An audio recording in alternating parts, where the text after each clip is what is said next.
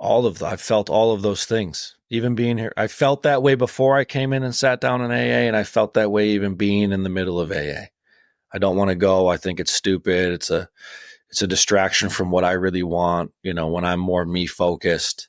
And the only thing I could ever say to anybody would be to set aside the fact that maybe you just don't know. And if you can stay out of the knowing and just fall back in love with the process, but really the process that is Alcoholics Anonymous. The 12 steps, the way they're outlined in the big book. And if you can start to take those actions and ultimately really buy into doing that and making that a focal point of your life will absolutely skyrocket.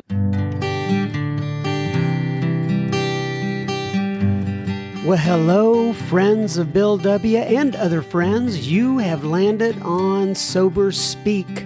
My name is John M. I am an alcoholic, and we are glad you're all here, especially newcomers. Newcomers, that is, both to recovery as a whole and newcomers to this podcast. Sober Speak is a podcast about recovery centered around the 12 steps of Alcoholics Anonymous. My job here on Sober Speak is simple. My job is to provide a platform to the amazing stories of recovery all around us. Consider Sober Speak, if you will, your meeting between meetings. Please remember, we do not speak for AA or any 12-step community. We represent only ourselves. We are here to share our experience, strength, and hope with those who wish to come along for the ride. Take what you want and leave the rest at the curb for the trash man to pick up. La cucaracha, la cucaracha, la cucaracha, na na na. La cucaracha, la cucaracha, la cucaracha, na na na. From Studio Greetings from Studio AA, deep in the heart of Texas. I was just in kind of a La Cucaracha kind of mood today. And keep in mind, that was the voice of Mr. Mike P. that you heard at the beginning of this here episode number 354. And you are going to hear so much more from Mike P. from Las Vegas, Nevada in just a moment. But first things first, this here episode is brought to you by Tim, Sherry, Christina, Audrey, and Mary Lynn. And you may be asking yourself, what exactly did Tim and Sherry and Christina and Audrey and Mary Lynn do? Well, they went to our humble little website, www.soberspeak.com, clicked on the donation tab, and there's a yellow one and there's another one. But anyway, they clicked on the donation tab and they made a contribution. So thank you so much, Tim, Sherry, Christina, Audrey, and Mary Lynn. This here episode is coming right out to you'uns. All right, so let's go ahead and get started with Mr. Mike P., the featured guest of the week. As mentioned, Mike P. is from Las Vegas, Nevada. I was just out there recently. I should have looked up Mike. I didn't even think of it. I'm feeling bad now. But anyway, and this here episode is entitled Fall in Love with the Process. Mike's home group is Connect the Dots. Gotta love that. We discussed during Mike's episode his life growing up in North Dakota as an athletic person, as an athlete there. Mike's relationship with his father and mother and his two daughters. Mike's foxhole prayer to God when he was standing on the balcony and how that changed his life. And Mike discusses how he encourages those on the fence to fall in love with the process, thus the name or the title of this here episode. And much, much more we cover with Mike. Ladies and gentlemen, I present to you now Mr. Mike P. Enjoy the episode, and we will have plenty listener feedback at the end of this episode. Okay, everybody. So today we're sitting here with Mr. Mike P. And so, Mike, first things first, I'm going to have you go ahead and introduce yourself, give your sobriety date if you wish, and then tell people where you live in this great land of ours, please. All right. Thank you. My name is Mike P. I've been sober since July 10th of 2007. I'm living currently in Las Vegas, Nevada. Home groups connect the dots. Okay, so a couple questions there. First of all, like you're connect the dots. When you say it's connected, what is that group and what does that mean, connect the dots? I'm sure there's some hidden meaning behind that. Well, I think it's connecting the dots of the spiritual principles and the steps through, the journey of Alcoholics Anonymous, making everything make sense, bringing everything into focus. Okay. Ultimately. And you said you live and you're from Las Vegas, but I think you're in LA right now, if I'm not mistaken. So I'm assuming there's some sort of connection there. Talk to us about that. Yeah, I've lived in LA for the last 8 years. And before that, I was in Minneapolis, Minnesota, where I got sober. I was in Minnesota for 7.5 years, then LA. And in the last 9 months, I've been living in Las Vegas, starting a new business and decided to put it in Nevada. So you put it in Nevada. Did you know anybody in Nevada? I did know. Yeah. So I had a sponsor I was sponsored by a guy that lives in Nevada who founded Connect the Dots. Oh, was that Bob D? Yep. Bob D sponsored me for a decade. Yeah. And we were going to put it in Austin, Dallas, or Las Vegas. And I think Alcoholics Anonymous kind of being the most important thing in my life, I thought I'd rather go there where I know that piece of my life will kind of be solidified. I don't have to think too much about where the good meetings are or where I'm going to know people in Alcoholics Anonymous, where I'm going to go to panels, what I'm going to do. And I can just, fall into a herd of people doing AA. And from there, I can just focus on building the new business. So, I used to live in Austin for many years. I lived there for like 5 years. And it was during I was working on my story. I'll put it that way. Okay. Yeah. But it was a great city. It still is a great city. And I live in Dallas too, or the Dallas area. So I selfishly, I wish you would have come here. We could have got you. If things go south in Vegas, hey, Texas it is. Here we go. Come on down, brother. Absolutely. We always say, welcome to Texas. It's a great country. We'd love to see you. Oh, for sure. I know it. Okay, so you've done some traveling around. Okay, and so the 2007, how many years is that? 16. 16 years now. That's great. All right, so let's go. Oh, and I also wanted to mention, I don't know if you remember this, but we were introduced through a connection we both have, Mr. Jason J, who has been on the podcast in the past. How do you guys know each other? I know Jason, from the program. Yeah, but where'd you meet? But I think I met him. He was speaking once. I met him, I think, when I lived in LA. He spoke at Sunday Night Ohio or something like that. And I met him there, heard his talk, good talk. Guy's a great communicator. And then I met him on a golf trip, though. I was golfing with a bunch of guys that are sober, and we finally kind of got to hang out. Or it might have been a men's retreat in Malibu, though, too. I think wherever it was, our worlds collided, and we got to spend a good bit of time together and realize that we have a whole lot in common. And I think the grounding for a lot of my relationships, though, is the love for Alcoholics Anonymous. And I tend to gravitate toward people who have that. And then from there, the things you have in common outside of there just kind of foster the better or the more, intense relationship, I would say. Yeah, that's a great way to put it. You got to come on down to Texas, man. We that's how we operate as well. And we were talking before this, and you were like, "Now, what are we going to do? Are you going to ask me questions?" Is like me telling my story, and I'm trying to explain. Until somebody does this, they don't really know exactly what to expect. And I get it, right?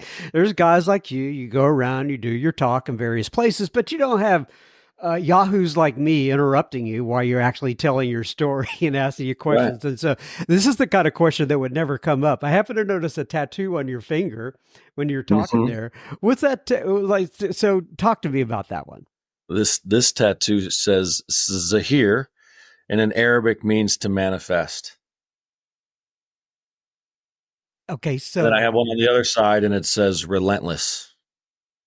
and is it in Arabic or is it in No, they're both in English. English? I Okay. didn't get cool Arabic writing. Plus, I don't speak Arabic, but I like the word and the translation. I like the word manifest, but for whatever, I was reading a book, and they broke out this word Zahir and what it meant, and I liked it. So I've tattoos all over my entire body. So I put them on my fingers. So you're tatted. There's a there's a lady that actually attends our group. I go to groups in Frisco, Texas. It's a little north of Texas, and we were having a meeting the other day, and she said, so we were talking about how we were people who would not normally mix. And Mm-hmm. she's from the Midwest. I think it's Minnesota, if I'm not mistaken. She comes from kind of I call her the church lady. Her name's Lynn Ann. She's exactly like the church lady. And one of the things that came out of her mouth was she said, I had never seen so many tattoos in my life. Mm-hmm. Yeah, there's A lot of those at AA. a lot of ink in AA for sure. There Okay. is. Okay, so let's backtrack here a little bit. So where do you want to start?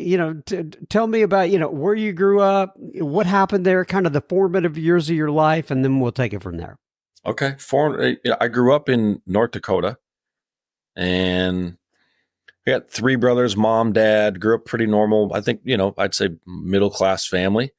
We had everything we needed. We got most of what we wanted. I was a kid who was good at sports. I played hockey, football, ran track growing up. I was good at all of it. I excelled very well, and an athlete was what I thought I was going to be.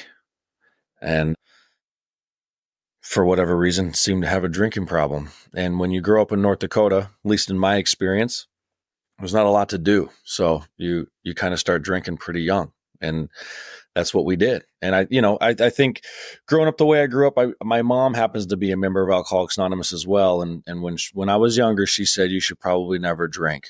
And I didn't know what she was talking about. I don't know what that meant, but I'm also of the mindset that if you tell me I shouldn't do something, that is absolutely the first thing I'm probably going to want to go entertain or at least explore. And I did that. And I started drinking probably when I was 12 years old, and it was fun. And I happen to be the kind of guy that loves the effect produced by alcohol. I didn't have that language then. I didn't know what I was up against. I didn't know what alcoholism was. And to be honest, I think, as my journey or my alcoholism progressed and I started, landing in treatment centers or wherever it was, I don't think they really knew what alcoholism was or didn't have a very good way of articulating it to an individual like me. They targeted the drinking problem, which would have insinuated an elimination of my drinking being a solution. And it seemed to cause more problems for me in my life. And as that continued on, my drinking just continued on because I think it put me in a harder spot, honestly, because I started to think that the well-meaning people didn't understand and they didn't know what I was up against. Because if you felt the way I felt, then you would drink the way I drank. And if you drank the way I drank and felt the way I felt then, you would be on board. You would drink with me. It makes sense. We're having a good time. We're partying. And the idea of stopping that would just never made any type of sense to me whatsoever. And when people said you need to stop, and then the way I felt sober was so uncomfortable that I knew stopping was never ultimately going to be an option. And I didn't understand. I heard about Alcoholics Anonymous. I heard about 12-step program or whatever else it might have been, but it just I didn't think I needed to do anything in order to ultimately stay. I honestly just believe that if I stop drinking, I'm a pretty decent kid. I've got a good head on my shoulders. I'll just level off and ride off into the sunset. And that's not my experience. So, did you continue to drink? I'm assuming all throughout high school. Yeah. So I would say, yeah. And when you're 12 years old, you're not getting drunk you know, Monday through Sunday. It's just not the way that it is. So you're trying to facilitate, when you can drink and how you're going to drink and where you're going to drink. And that usually, is around whose friends' parents drink and what house we're going to sleep over at and where we're going to do the thing. So my life quickly became that, though. And it was very much a full-on obsession that I didn't really even realize was taking place, but it was always about drinking and can we get enough booze and who's all going to be there and where we're going to do it at and what's the story we're going to come up with. And it was very much all consuming. And that happened. I did that through middle school. And I think, I often say, even when I tell my story, that I crossed that line from problem drinking into alcoholism, though, somewhere around 14 years old, heading into my freshman year of high school. And I was an honor roll student throughout middle school. And I honestly have always disliked school. I never liked sitting in class. I'm not the student you want in your class. I'm talking to people. I'm a huge distraction. I'm a class, I'm cracking jokes. I'm insubordinate. I'm just that guy. And, I'm always in the principal's office, but I managed to, with trying very little, to get decent grades. And I mean, it's not saying it's middle school. It's not like I didn't go to Harvard and get an MBA. But I managed to limp through that experience. And when I went into my freshman year of high school, though, I think I went to school for maybe a couple months. And as soon as I found out you could cut class, I never went back to school. My GPA my freshman year of high school was 0.00. I probably had 16 truancies for not going to school. And I've never been back to school. So I've attempted to step back into high school, I think when I was like 16. And then when I got sober, all the good and well-meaning people in my life said you should go to college. And I enrolled for a few classes and went, and then ultimately decided it's just not for me. And I've never honestly really ever been back. Did your mom start to pick up that you were drinking? Was she in AA? Was she kind of figuring this out? From the jump. Yeah, it was a problem because she knew she could see me move. And I've also never really, even when my drinking, I was never a guy to try to hide what I was doing from you. I just wouldn't. My big thing is I'm like, I drink no matter what. So I'm not going to come home. I don't come around you. And that I think the straw that broke that camel's back was honestly when I turned 15 years old, my family, my mom had my grandparents, my cousins, all my brothers were there, and they had a birthday party for me, and I didn't show up. I was drinking, and I was out with my friends that I was hanging out with. And I think, it was a very pivotal moment in my life. I remember coming home that night and seeing the cake on the kitchen counter and my mom standing in the kitchen giving me a look like, "What's wrong with you?" And it was a look I became all too familiar with, of just absolute disappointment and distraught of like, "What's wrong with my boy? But why don't you care?" And even at that moment, at 15 years old, I remember I looked at my mom and I said, if you want to stop being disappointed, just stop having birthday parties for me. Like I'm not a kid anymore, and I want to be able to do what I want to do when I want to do it, how I want to do it. And I'm not coming to birthday parties. And that was literally my logic, was no regard for any other human being and how she may have felt and how she, how do you explain, I think about, I have an 8-year-old daughter and a 10-year-old daughter today. And to think about them not showing up to a birthday party and what you have to explain to your parents or your brothers and sisters, and then, your kids about where's our brother at is a crazy concept to try to wrap your head around, but I think and I didn't realize I was in the grips of alcoholism. I thought I was just a kid who really liked to party. I thought I was a kid who figured it out. Like, drinking's great. Let's drink. And my only problem I ever thought was that you had a problem with me drinking. Other than that, it was fine. I wasn't trying to hurt anybody. I wasn't trying to cause any problems out in the world. I just really like drinking, and once I started, I don't stop. I'll show up when I show up, be grateful that I'm there. And, let's keep it moving, but it's just that's not the way it goes when you're 15 years old, Right. Okay. So you're 15, you're already a full-blown alcoholic. And I'm wondering if we're going to get to a kind of an early entree into Alcoholics Anonymous. How many more years were you able to keep up the shenanigans? I was soon after that. I turned 15. And then I remember there was a day I didn't get woke up for school, although I wasn't going to school. And I said, why didn't she get me up for school? You know, my mom's got to wake me up to go to school. And I said, why aren't I? She said, we're going to go do a drug and alcohol evaluation. And I said, okay. And I thought, whatever, I'll go in here and lie to this guy and I'll be home tonight. And I went and did this drug and alcohol eval, and I thought I did a pretty good job of lying to him. However, she was telling her side of the story in a different room or whatever it was, and they decided to keep me. And I freaked out. I remember sitting in the waiting room of that, waiting to hear what they were ultimately going to decide to do. And they said, hey, we're going to keep it for 30 days. And I threw a chair across the room and tried to run, and the security guards grabbed me, and they held me. They kept me in an inpatient treatment facility I was supposed to be there for 4 weeks. I ended up staying for 6 because a couple weeks into that little experience, I got kicked off the adolescent unit because it was honestly the first time I'd ever been separated from alcohol since I'd been introduced to alcohol, and I didn't know how to act. It was like taking the air out of my sails. It was completely defeated me. It was me back to being me in my own skin with my own mind, and I was not happy about it. And I attacked some kid on the adolescent unit of this facility that I was in, and they put me on the adult unit with the adults, and I was, the 15-year-old kid hanging around 40-year-old, men and women, or, just older, men and women, probably the age I am today.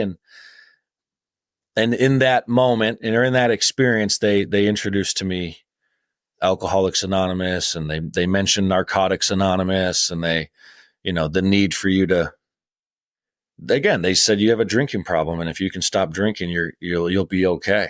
And I could not even fathom stopping drinking. I just thought, I'm stopped right now, and I hate who I am. I don't like this experience. Okay, a couple of things. Number one, I haven't heard you mention your father yet. Where is he in this mix? My father was present in our lives. I have 3 brothers and my mom. And when I was 11 years old, my dad left. There's some trouble in the home. He had an affair and ultimately decided to leave. And when he left, he never called, never wrote, never sent a card, never nothing. And that was it for my dad. So, in hindsight, honestly, because even when he was around, he was kind of a loose cannon. He was a good father, but he just had his stuff. And I think I've often thought about that. If he would have been around when I was drinking in my early days, where I would have been, because there was no stopping. As we know, there's no stopping the alcoholic from drinking. They would have just caused more. One of us would probably be dead. And, if I had it my way, I'd probably say it'd be him, because there's no way, you're not going to be able to stop me from doing what I'm doing. And I just know that no human power, wouldn't matter how, terrifying the guy may have been. There was just no getting that cat back in the bag. Sounds like you're a fighter. Am I right? A little bit. Yeah. I'm the younger middle boy. I grew up playing hockey and football. So it's like being physical was always, it wasn't a bad thing. It was often always rewarded. The harder you could hit, the better, you can play middle linebacker or defensive end, and you can get to the guy. And playing hockey, it was good too, especially when you're younger. Like, kids that play hockey when hockey becomes physical and you can finally introduce checking, a lot of kids are scared to get hit. I've always been a kid that didn't mind throwing my body around, and being violent or fighting was never I've just always felt comfortable with it. I don't know why. It was, in hindsight, again, looking at it, it's almost meditative, because it's not meditative, but it's a thing I can do, or that's whenever it's happened, you're present. You're, if someone hits you in the mouth, you're in the now, and you're staring at them and they're staring at you, and nothing else, everything else goes away. It's very, it's meditative in that regard, because you aren't thinking about anything else. You're right there right now, which is kind of therapeutic in a really, sideways way of looking at it. But, I think in that is probably why a lot of those things, kids get introduced to, taekwondo or boxing or whatever it might be when they're young, because it's, in the same time, learning that discipline isn't necessarily bad for you. I don't think it's good. So I'm curious about your brothers too. They're growing up in the same environment. Did they react the same way as you did? I have a brother. My oldest brother had like six minors growing up, but 6 minors. What do you? minors like drinking under the age of 21, minor in Gotcha. consumption. Yeah, gotcha. And but he was more of a binge drinker, whether or not he's one of us. Even today, he still drinks, and he can stop or moderate, or at least keep it on the rails. And I had my other older brother, I know he had a DUI growing up, and I think he might have been 16 or 17 years old and totaled a vehicle and got driving under the influence charge. And then my younger brother, I think watching me, didn't do anything. I don't think he maybe smoked weed when he was like 17 years old. The idea of doing any of that spooked him because I was so far gone, and I was different than my brothers like stayed and went to school and played sports. And I just am, I think, more of the chronic alcoholic. And when I drink, I don't do anything but drink. And my life formed around that, into selling drugs and living that life. And that's all I did for my entire drinking career. All right, so let's go back up to 15 again. So you're in this facility. You're not real happy about being there. You stay there for 6 weeks. They're introducing you to AA, NA, and then take me from there. Well, then they let me go home. And I remember I went home, and the idea of, in that moment, being a kid, the idea of being an alcoholic was completely unacceptable to me.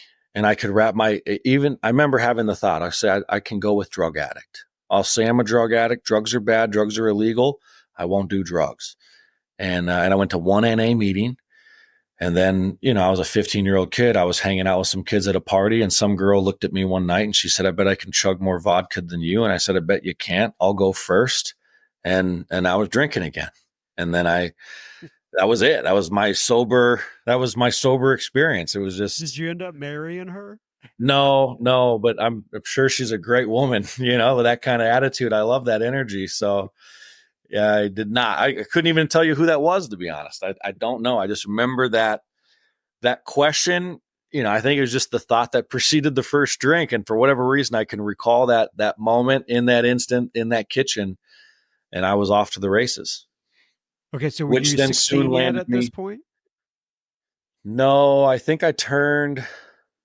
No, I kept drinking, and then soon after that, I don't know, 5, 6, 7 months, I landed in another treatment facility, and a nice like a really nice, well-known treatment facility. I think my mom honestly thought that if you just threw enough money at it, it would solve the problem.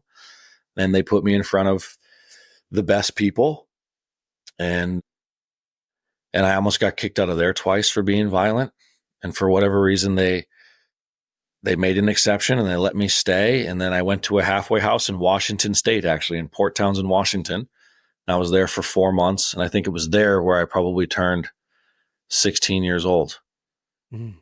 And I had a really good experience there. We did a lot of AA. It was a very good, like, that whole program was really good. It was very much AA focused. We had a home group we went to every morning, and I had a sponsor, and I did it. And then when I came home, I just started drinking again, because the idea of, and again, I honestly, I think I started, why I started drinking, I don't know. But I think the reality of it is the idea that sober is going to be enough in order for me to stay here is absolutely insufficient. And it's not true. Right. And nothing changed. Therefore, I'm back in my environment, and I'm back at home. And to me, a drink always looks like a good idea, regardless of what the consequences have ever looked like. I will come to a place in my life where you offer me a beer. Bob D often always says it. There's a yes in every barrel of no's. And if no's my only defense, I'm doomed, right? I'm eventually going to say, sure, why not? We'll give it a shot. And I love the effect produced by alcohol. And having the alcoholic mind, for whatever reason, I forget what I should remember, and I remember what I should forget. And the only thing I can remember is that I love the way the bottom of the third beer makes me feel. And I pick up a drink again. And I did that, and I started drinking again, and my life it got hectic. And I drank for however long I did. I remember I turned 17 in the youth correctional center, and then I got out. I got let out of there. Judge let me go for some reason. Again, I don't know if he just saw potential or a kid that was maybe just a little misguided, but they let me go. And as soon as I remember when the judge let me go, he said, if you fail one UA or you don't make it to any of your probation appointments, if you do anything wrong, you're going to do a year for this crime. And I remember sitting in my little blue jumpsuit and my handcuffs thinking, I wonder when they're going to catch me. Because I knew as soon as you let me out of here, I'm going. I'm drinking. I'm not going to be sober. And I went on the run I left there. I went on the run for 6 months, completely burned my life to the ground. And eventually I had nowhere else to go. No one wanted me around. There was no friendly direction. And I ended up turning myself in. And when I turned myself in, I thought that was it. It was the first time I made a decision in my life to say, this is enough. I'm tired. I don't want to be doing this anymore. I'm finally sick of me. Y'all have been sick of me for years. I'm finally sick of me. I'm tired of this song and dance that I've been running. And I went away for, I don't know, pretty close to a year, maybe 11 or 12, 11 months. 12 months would be a year. Probably about 11 months. And I remember when I got locked, when I went in there, I slept and ate for the first week. I probably weighed, I'm 6'2", 230 pounds. And when I turned myself in, I weighed 130 pounds. I was not doing well. And after I slept and ate for the first week, I asked for a pencil and a piece of paper, and I wrote down exactly how I felt. And even with the information I had in Alcoholics Anonymous and being around, honestly, I think I've been grateful. I'm fortunate, and I'm grateful for the fact that I've always been introduced to good Alcoholics Anonymous, people who are well-versed in the big book. They know the program. It's not like a meeting maker type of place. It's very much Alcoholics Anonymous is something you do. This is a program that's worked. There is a change that takes place. There is a spiritual experience to be had here, right? And what that looks like is up to you, right? It's up to God ultimately, but you just have to do the work. But even having had that experience and knowing that was available, I always thought myself different. And I didn't think, maybe that needs to be the case for you, but it's not the deal for me. I'm different. I'm Mike P. I get to do whatever I want, whenever I want, however I want. I'm special. And I wrote down exactly how I felt. And I came home. I was maybe home for 3 weeks, and the cocktail light went on one more time. And I thought, I'll have a couple of beers. And I think you could have put me on a lie detector test that night and said, what are you doing tonight? And I would have said, I'm going to have 4 or 5 beers and I'll be back tomorrow. I'm not going to let this thing get out of hand, right? Like, I'm not a dumb guy. 1 + 1 = 2. For me to drink equals bad. I'm not going to do any drugs. I'm not going to do anything crazy. And I got drunk that night, and I didn't draw a sober breath for another 18 months. And it was the last time I consciously picked up a drink, but it was a gnarly deal. And it got darker and more, more sad and more tragic and just pathetic as I just continued to drink and spiral into, the depths of alcoholism. Where were you living at this time? I was between Minneapolis and Fargo, North Dakota. So I guess what I mean, like, were you staying with your mom? Were you, friends? Oh, no. I was, I was a guy. I'm the type of guy who, no, I stay with friends, and I was off the grid. Like I said, no job, always sold drugs. So I just stayed wherever, there's probably 4 homes I would cycle through where I would basically work out of and crash there when needed. And one place got hot or seemed unsafe, I would go to another place, and that's kind of how I live my life. And that's when you say on the run, that's what you mean. Yeah. Okay, so now it sounds like you're around 20, 21 now. You said I'm like 19. I'm almost 20. Wow. Okay, so Yeah. you're 19. You said you hadn't drawn in a sober breath for, I think you said 18 months, something like that. So Yep. What comes up next? What comes up next is my foxhole prayer, which was like I got sober July 10th of 2007. I hadn't slept since the 4th. And I don't know what day it was, but maybe the 7th or the 8th. And I remember I was in one of these places that I hung out a lot. And I remember like it was yesterday. I was standing on the balcony, I don't know, middle of the night. I had a Budweiser in my hand, hadn't been to bed. And I remember looking up at the moon. And I remember just saying, God, I know I'm not the kid you want me to be, but I cannot stop doing what I'm doing. And I need you to throw me an effing bone here. And I don't know where the language came from. I don't know why, because I was a guy that would have told you I don't believe in God. I was a guy that would have told you God doesn't want anything to do with a kid like me. And I really, I think from that first night, 18 months prior to that, I would have not wanted to be drinking. But, the problem with alcoholism and the way that I have it chronically is once I start, I can't stop. And no matter how bad I want to stop, even if I get to it, I'm not going to stay stopped for any considerable, it's not going to happen. And soon after that foxhole prayer, I phoned a friend who had met in 2003 in that fancier treatment center. And he'd been sober doing AA ever since. He was a guy who I knew he came in like I did. He was a younger dude, hip, slick, and cool. But he stayed in AA and he was going to business school and had a decent life and was sober and active and sponsoring guys and going to the juvenile detention center. And he was in the jails and he was doing AA and his life was good. And he was the guy I always called. And I called him one more time and he picked up the phone and he said, "Where are you at? I'll come get you." And we flushed everything that I had and he brought me to an AA meeting and he fed me a meal and he'd done that to me. I don't know. He'd done that for me countless times, honestly. And I think about that. I think about that being the heartbeat of Alcoholics Anonymous. He didn't pick up his phone and say, "Mike, you're a loser. Mike, you've done this 1,000 times. You always waste my time. I need to find someone who's more willing." He just knew the same thing Lois Wilson told Bill when Bill thought, "I've helped 70 some guys and no one stayed sober." And she said, "Yeah, Bill, but you have." And I think about that guy because he had every reason to tell me to go pound sand. He had every reason to tell me, "Dude, you're you're a joke. You're not going to take this seriously." But he also knew that it didn't have anything to do with me. It had everything to do with him. And it's his job to answer the phone. And it's his job to come get me. Because that's ultimately, I think that's the deal we cut with God. That's the entrance fee for me to come here. That's the debt paid. That's that. Pick up the phone and go get the guy.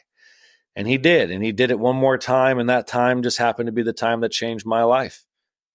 And I don't think it was anything he did. It was just a matter of willingness on my end. And finally, the ability or surrender to do AA for the first time. I'd never honestly tried it. And up to that point, if you would have asked me if I did, though, I would have told you I've done AA. I've been to the meetings. I've had the sponsor. But I'd never really done any work. I'd come to the coffee. I eat the cookies, or I come to the meetings. I eat the cookies. I drink the coffee and I hit on the women. I'm that guy. Hey, you're having a good time. Isn't it cool? But I've never done any work.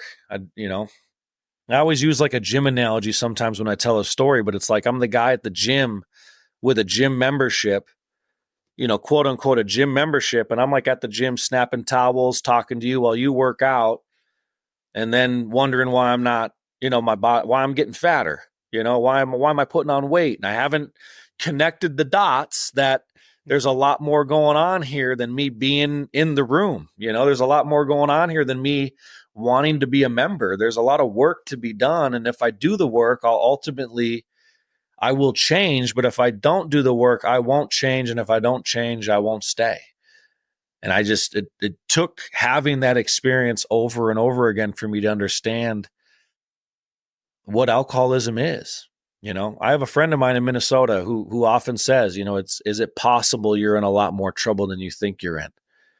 And I think about that from time, even today, it's like I start getting an idea in my head at 16 years sober. And it's like, is it possible that I'm wrong? Is it possible that I'm in a lot more trouble than because the mind of the alcoholic is obviously, like the book says, where the problem centers. And my mind will have me conjuring up some really odd plans that seem like a great idea, heading back into that relationship again, or, whatever it is. It's like, here we go. It's like, no, man, you haven't figured it out, have you? It's that old story of the guy in the woods with the bear. It's like, you're not here for the hunting, are you? It's like, I don't know what I'm here for, but it definitely ain't the hunting, glutton for punishment. There's the old joke, and I got this from a guy named Ken D. He said 3 words you never want to hear an alcoholic say is "I've been thinking." Yeah, I get it. Exactly. Yeah, I got a plan. You're like, uh-oh, here we go. Okay, so you're sober, and now we have kind of like a little bit of time to cover the 17 years, right? And this is how usually most of the interviews go. And I kind of want a thumbnail sketch of it. But one thing I definitely want to hit on is that you said you have 2 daughters. One is 10, one is 8. When did the daughters come into the picture? And talk to me a little bit about that. So I got sober 2007. I got married in 2010. No, maybe 2011 or 12. I don't know where it was, but yeah, maybe 4 or 5 years sober or something like that. 4 or 5 years sober. I got married. 7.5 years sober. I'd filed for divorce and was trying to get out of there. And I don't think I was trying to get out of there because my ex-wife is honestly, I had no tools for living, and I probably had no business being married. I didn't know what it was like to be an adult. I didn't know what it was like to sacrifice anything for anybody. Selfishness and self-centeredness has driven my entire life. And I remember sitting with Bob D at the time. We were actually in, I think, Eau Claire, Wisconsin. I was sitting to his left at a table, and I said, "Hey, I think I'm going to ask Lisa to marry me. She's graduating with her master's degree, and she's 4 years older than I am. She's ready to get married." And he said, "You're not ready to get married."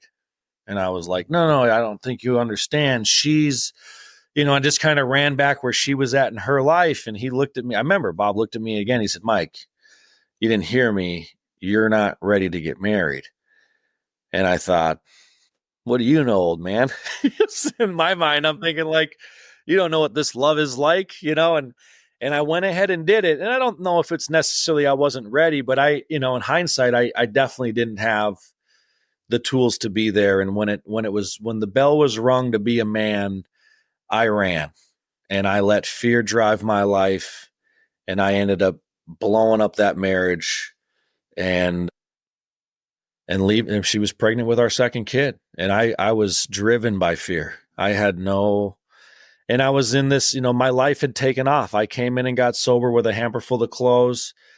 And I was like Bill, the drive for success was on. I was a kid who didn't go to school, but I've always had a decent business acumen, and I started a company and I was making money, and that's what I wanted to do. I became obsessed with the externals, and I wanted the house, and I wanted the cars, and I wanted the watches, and I wanted the tattoos, and I wanted to get everything outside of Mike looking great so that way you knew Mike was great. And I completely lost sight of the fact that the thing I suffer from is alcoholism, and it's a spiritual disease. It's internal. It has nothing to do with what's going on outside of me. And I think getting married was part of that. I thought, that's what you do. You get married, you have a family. And I didn't have the skill set or the willingness to honestly surrender to the fact that that's, what a man does is that, but I didn't know how to be a man.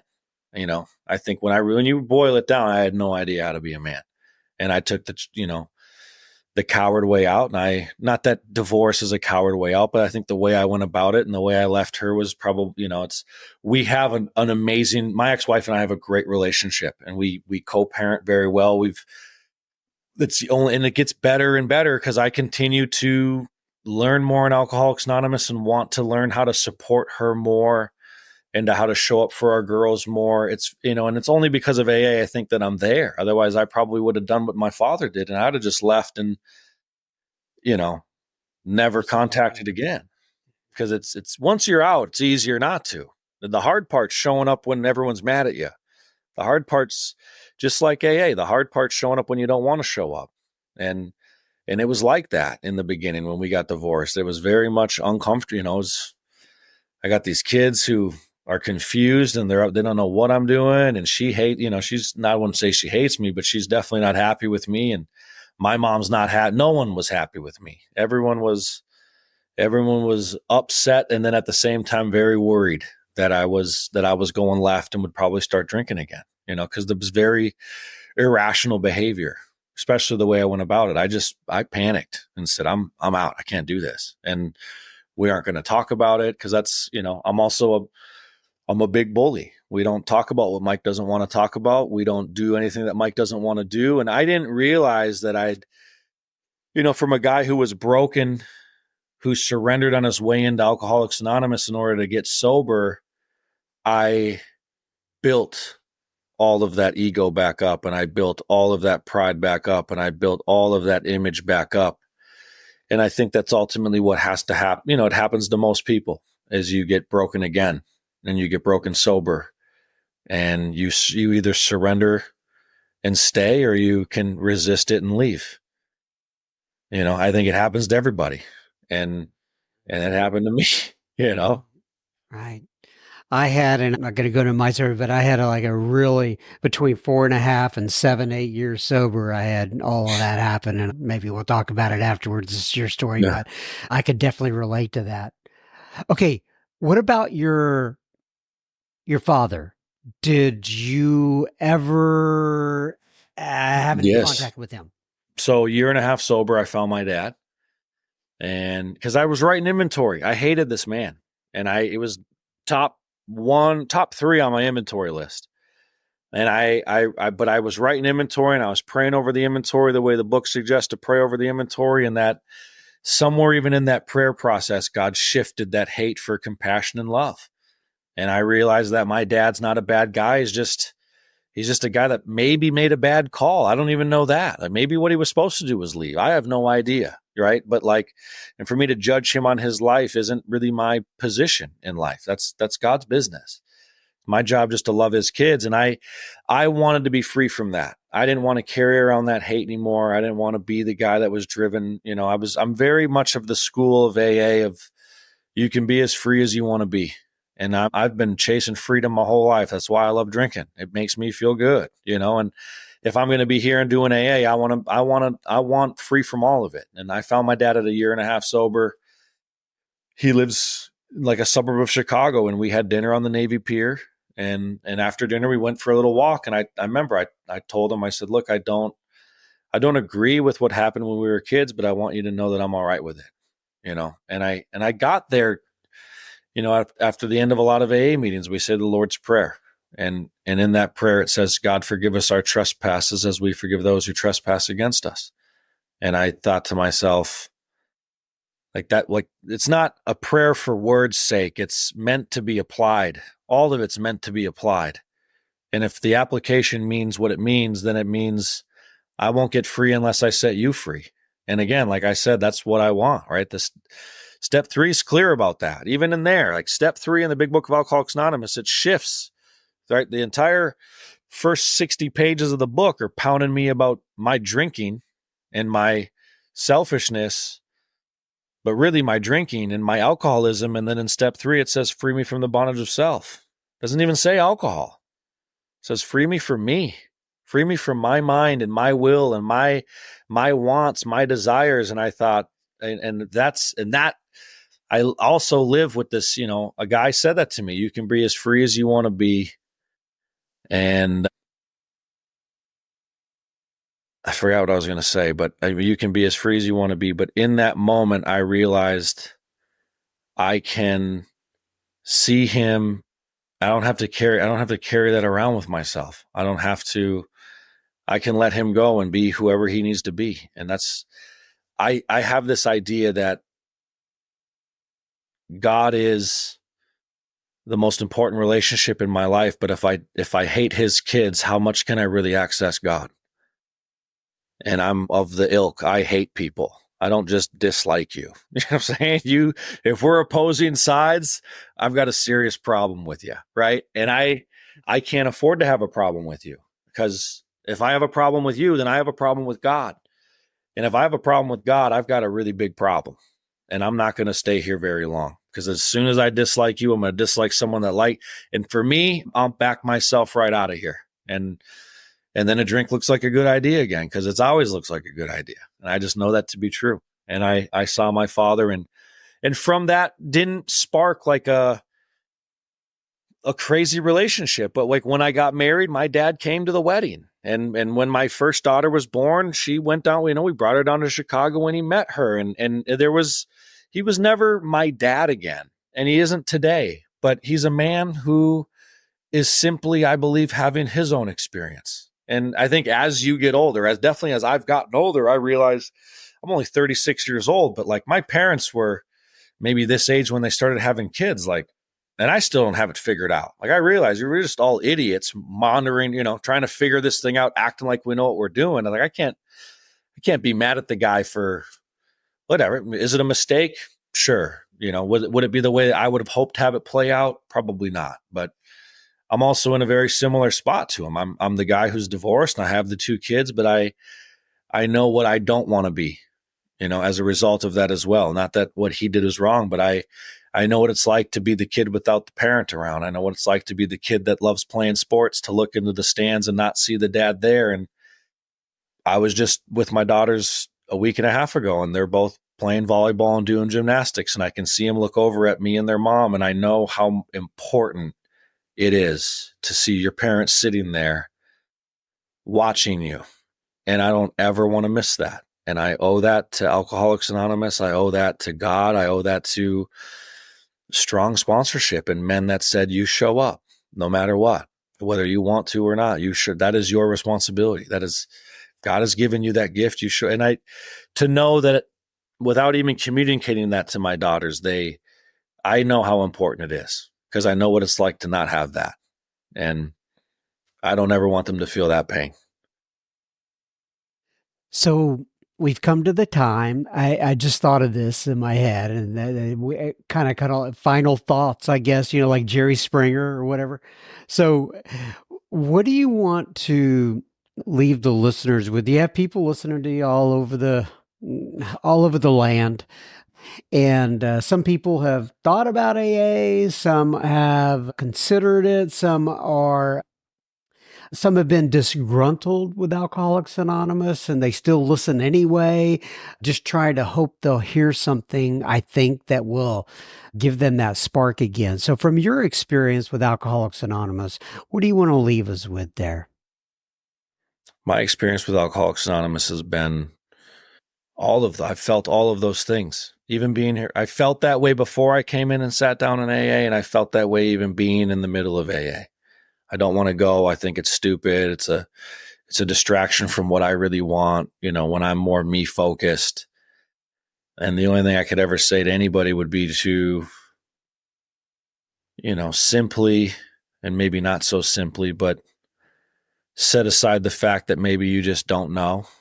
And if you can stay out of the knowing and just fall back in love with the process, but really the process that is Alcoholics Anonymous, not going to the meetings and all of that's great. And it's all part of the thing, but the 12 steps, the way they're outlined in the big book.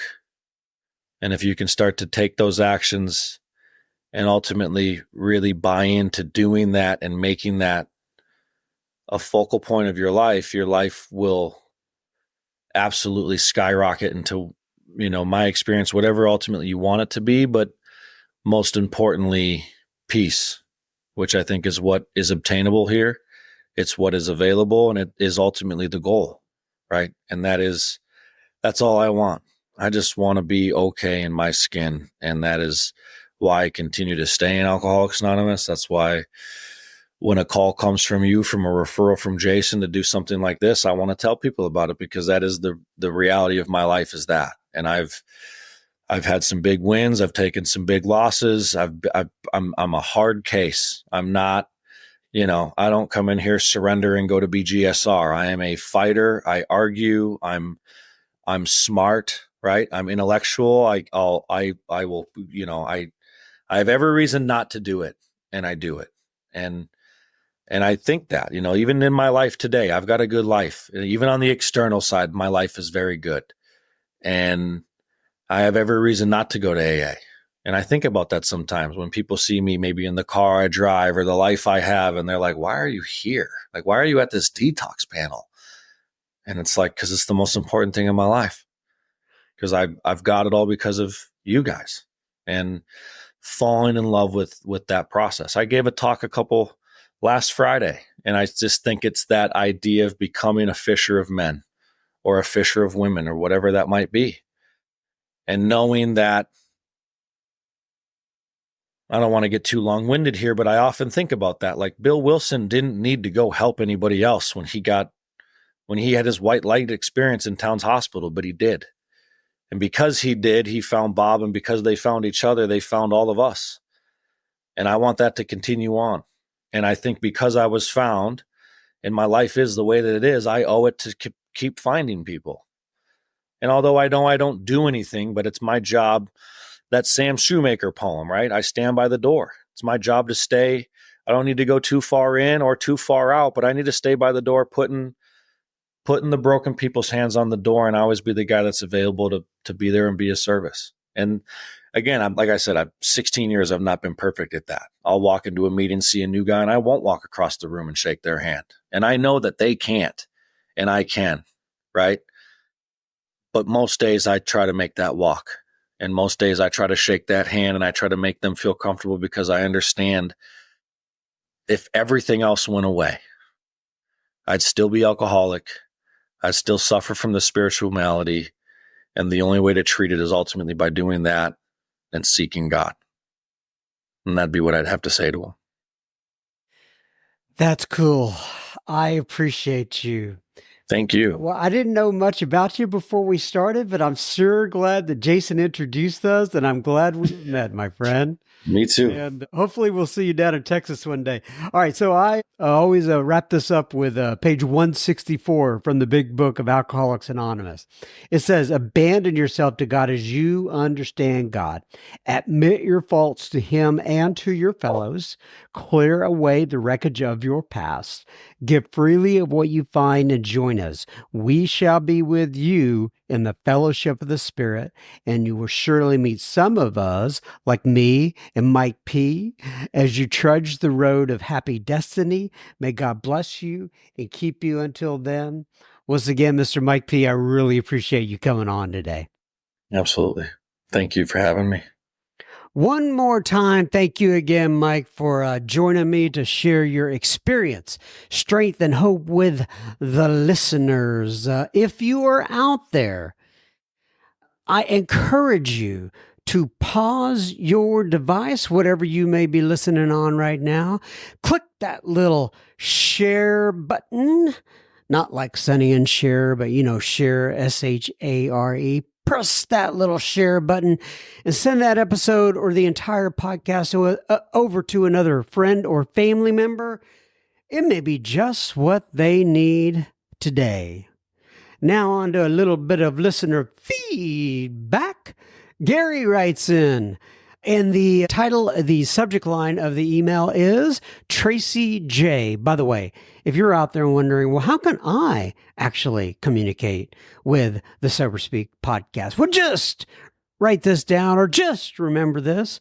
John, JOHN, at soberspeak.com. We welcome all emails. Well, I shouldn't say all. The vast majority of emails we welcome and love to hear from you. I love to hear about it, like Gary is writing in here now about Tracy J. I love to hear about it when I hear stuff about the speakers and the guests on the program and how that has impacted their life. I really, really, really love to hear that. But anyway, Gary goes on, and the subject line is Tracy J. He says, "Hi, John. I just wanted to thank you for having Tracy J on.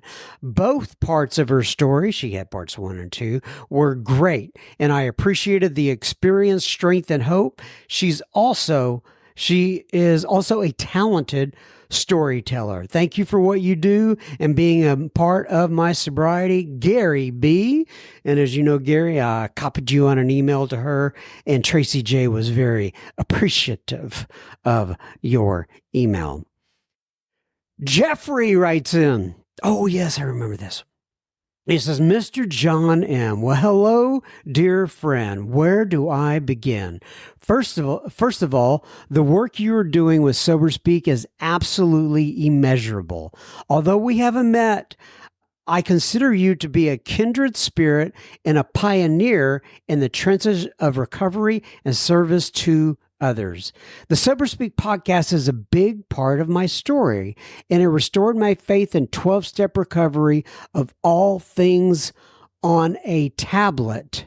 Oh, of all things, I was listening on a tablet in Dallas County, but in prison on the Estelle unit. I am a free man now. Good for you. Good for you, Jeffrey.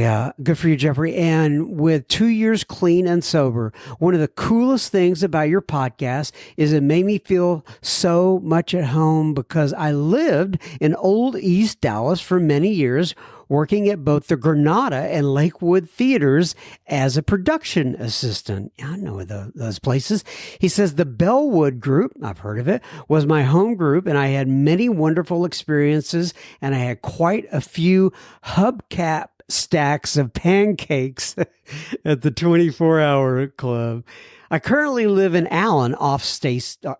I'm not going to say what road he lives off, but he lives in Allen off a particular road. He says, I have been to the Frisco group several times to see if you were there. And suddenly it hit me and says, why don't you email John? So here it is.